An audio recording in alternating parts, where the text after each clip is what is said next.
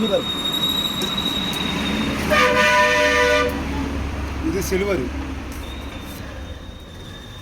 இது பித்தாளை, இது ஸ்டீலு. 3 குவாலிட்டியாக இருக்குது. அலுமினியம் இருக்குது.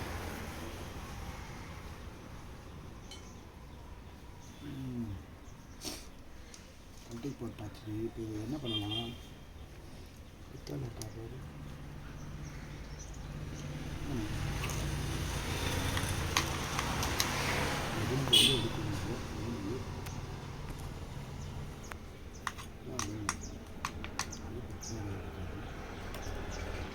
எடுத்துட்டு